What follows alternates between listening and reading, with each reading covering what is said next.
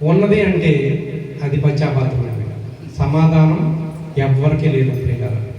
ఎంత చెప్పుకున్నా ఏదో ఒక చోట మన సమాధానాన్ని కోల్పోతా ఉన్నాం. ఈ దినాన్ని దేవుని యొక్క సన్నిధిలో నిలబడి చెప్తున్నాను, సమాధానం కావాలి అంటే ముందు నీ యొక్క తోటి వారిని ప్రేమించాలి, రెండోది నీ తోటి వారిని క్షమించాలి.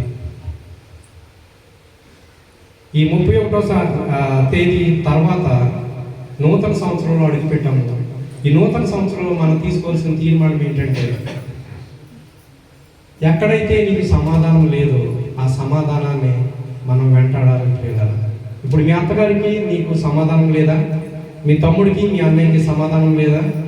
దేవుడు ఫోన్ ఇచ్చాడు, నువ్వు ఫేస్ టు ఫేస్ చూడలేకపోతున్నావు. ఆయన ఎక్కడో అమెరికాలోనో లేకపోతే ఆస్ట్రేలియాలోనో ఎక్కడో ఉన్నాడు. మీ ఇద్దరికి కుదరట్లేదు, మీరు ఆల్రెడీ ఇప్పుడు గొడవడుతున్నారు. ఫోన్ తీయండి, ఫోన్ చేయండి వాళ్ళకి. చేసి, తమ్ముడా నువ్వు అన్నయ్యమే, నువ్వు తప్పు చేయలేదు, నో ప్రాబ్లం. కాల్ చేసి, తమ్ముడా జరిగింది ఏదో జరిగిపోయింది, ఐఎమ్ సారీ అని మీరు ఒకసారి కాల్ చేసి చూడండి. ఆ సమాధానాన్ని మీరు పొందుకోగలుగుతారు. దేవునికి మహిమ కలిగిన కాక. కానీ ఆ ఫోన్ చేయనివ్వదండి. మీరు ఎంత గింజుకున్నా ఫోన్ తీస్తారో, డైల్ చేస్తారో, లేపులో టింగ్ మని మెసేజ్ వస్తుంది, టక్కమని స్వైప్ చేస్తారో డ్రాప్ అయిపోతారు.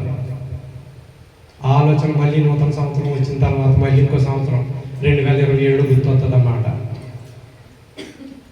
మనం సమాధానం కలిగి ఉండాలంటే ముందు క్షమాగుణం కలిగి ఉండాలి పిల్లరా. ఒకరిని క్షమించుకోవాలి. ఫోన్ చేయండి, మాట్లాడండి, సమాధాన పడండి. సమాధాన పడిన తర్వాత వచ్చే ఆనందం ఇంత అంత కాదు.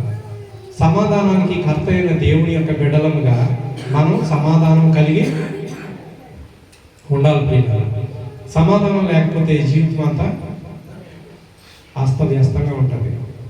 ఈ రెండు చేయకోకుండా ప్రభు బలంలో మనం చెయ్యి వేసినట్లయితే దేవుని యొక్క వాక్యమే చెప్తుంది, నీ యొక్క సహోదరుడి మీద నువ్వు ఏమైనా గనక ఆయాసం కలిగి ఉన్నట్లయితే నువ్వు నీ కృతజ్ఞత కానుకను అక్కడ పెట్టేసి ఫస్ట్ నీ సహోదరుడితో సమాధాన పడమని దేవుని యొక్క వాక్యం చెప్తుంది ప్రియులారా. బలంలో చేయవేయకముందు మీకు ఒకవేళ గుర్తు వచ్చినట్లయితే వెంటనే ఫోన్ చేయండి, మాట్లాడండి, క్షమించమని అడగండి. మీరు క్షమించమని అడగడం వల్ల మనకు వచ్చే ఆస్తుల నష్టాలు ఏమీ ఉండవు.